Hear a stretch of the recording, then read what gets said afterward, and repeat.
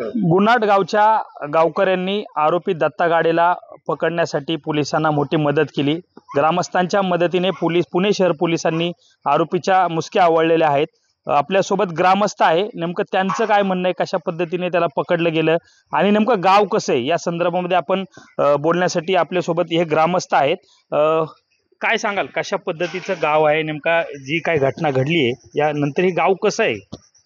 गाव अतिशय धार्मिक गाव आहे, सुसंस्कृत गाव आहे। पण कसं झालंय, फक्त एका व्यक्तीने गुन्हा केला त्याच्यामुळं पूर्ण गावाला हे केलं जाते, बदनाम केलं जाते। गावाने आरोपीला पकडण्यासाठी पोलिसांना बरंचसं म्हणजे मदत केली। गावाने खूप मोठी मदत केलेली आहे पोलिसांना पकडून देण्यासाठी किंवा आरोपीला पकडून देण्यासाठी पोलिसांकडे। तुमचं काय, तुम्ही काल होते या ठिकाणी, नेमकं काय घडलं, काय झालं होतं? या ठिकाणी आमच्या काल हरिनाम सप्ताहाचा सांगता होती। सांगता झाल्यानंतर आम्ही ज्येष्ठ मंडळींनी विचार केला की आपल्या गावचं नाव महाराष्ट्रामध्ये खराब गाव म्हणून यायला हेडिंगला, तर याच्यावर आपण काहीतरी योग्य निर्णय घेतला पाहिजे। आमच्या ज्येष्ठ मंडळी सगळ्या कार्यकर्त्यांनी ठरवलं की आपण सगळ्यांनी त्या आरोपीला पकडून देण्याकरता सहकार्य करायचं।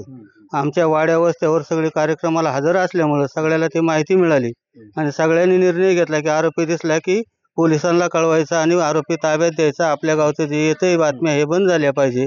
आपलं गाव सुसंस्कृत आहे। आमच्या गावामध्ये पहाटे 5 वाजल्यापासून तर संध्याकाळी 6 वाजेपर्यंत अखंड हरिनाम सप्त्याचं म्हणा, रोज इथं हरिपाठ होतो चालू, इथं गुरुवारच्या आरत्या असतात। या गावामध्ये परिसरातील सर्व लोक गुरुवारी दर्शनासाठी येतात। असं धार्मिक गाव आणि सुसंस्कृत मुलं, चांगल्या विचाराची आणि चांगल्या धार्मिक प्रवृत्तीची मुलं आहे सर्व गावात। पण एका मुलाने चूक केल्यामुळं सगळ्या गावाची बदनामी व्हायला लागली, ते आम्हाला कोणाला ते सहन होईना। म्हणून आम्ही निर्णय घेऊन त्या आरोपीला पकडण्याचा निश्चय केला आणि सर्वांनी त्या ऊसामध्ये सापळा रचून मुलं सगळी ऊसाने घुसली। रात्र पोरं जागी राहिली। सगळ्या वस्त्यावाल्यांनी निर्णय घेतला की आपल्या वस्तीका आला की आपण कळवायचं।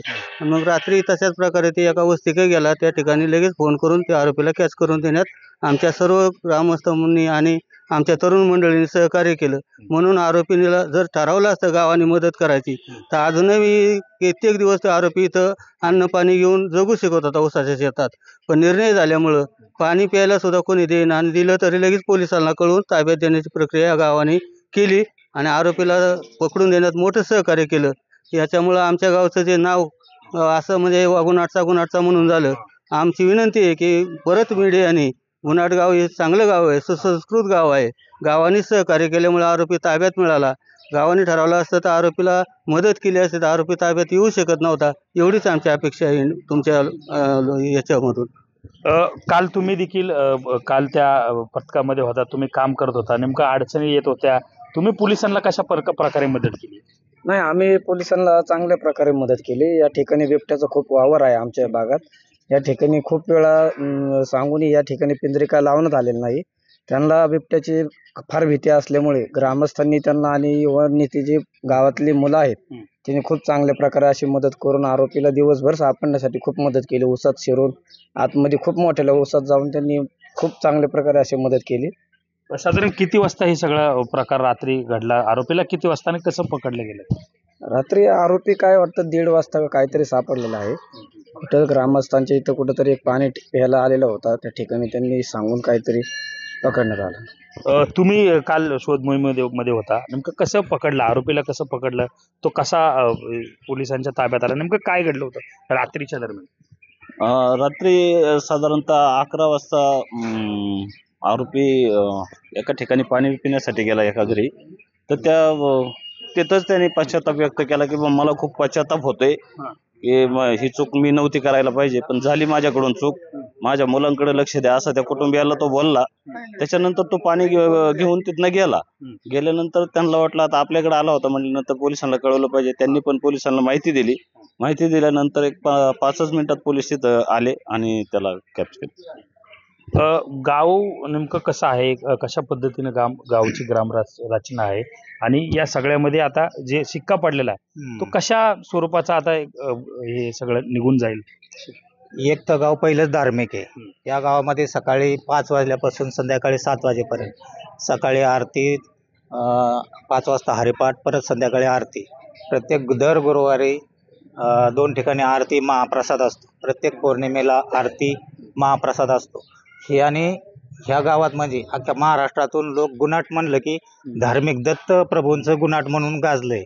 या ठिकाणी दत्त मंदिराचे आता नवीन महादेव मंदिर झालं, परत तिथे एक दत्त मंदिर आहे. ही गाव म्हणजे धार्मिक असं ओळखलं जातं. आता कालच बघा सप्ताह झाला शिवरात्रीनिमित्त. आज परत आमची दिंडी श्री क्षेत्र पिंपळनेरला जाते. म्हणजे हा धार्मिक कार्यक्रम कायम चालू असतो. परंतु हा परवा दिवशी 2 दिवसात म्हणजे कार्यक्रम चालू असतानाच गावाला एक वाईट बातमी कळली. पूर्ण गाव हळहळ करीत होतं. पण त्या हळहळ करणं म्हणजे सगळ्याला ते लागलं. एवढं गावाचं आपलं नाव झालेलं आहे. ते वाईट म्हणजे थोडी प्रवृत्ती कुठेतरी जन्माला येऊ नये ह्याच्यासाठी हे धार्मिक कार्यक्रम आहे. पण त्याच्यातून सुद्धा हा होतोय हे सगळ्याला दुःख झालं. मग आता ते दुःख झालं म्हणल्यावर गावकऱ्यांनी त्यांना पोलिसांना पूर्णपणे सहकार्य केलं, पकडून दिलं. आणि इथून पुढे असं होऊ नये हीच अपेक्षा आहे. कोणाच्याही बुद्धीत असं बदल होऊ नये. ही सगळी मुलगी असो, बहीण असो, आई असो, आपली स्वतःची असं समजून ही प्रत्येकाने असं वागावं असं माझं मत आहे. प्रत्येकाने व्यवस्थित वागावं. हे गाव जे आहे ते आध्यात्मिक स्वरूपाचं आहे आणि अचानक अशी जी घटना घडली त्याच्यामुळे संपूर्ण गाव व्यथित झालं होतं. आणि त्यांनी एक ठराव केला की या गावामधला जो काही व्यक्ती ज्याने हे कृत्य केले त्याला पकडून द्यायचं आणि गावावर जे काही संकट आले ते दूर करायचं गावाने ठरवलं. आणि त्या गावकऱ्यांच्याच मदतीने त्या आरोपीला आता पुणे पोलिसांनी पकडलेलं आहे. कॅमेरा पर्सन दीपक सोनसह सुमित सोनोने, न्यूज 18 लोकमत, गुन्हाट, शिरूर.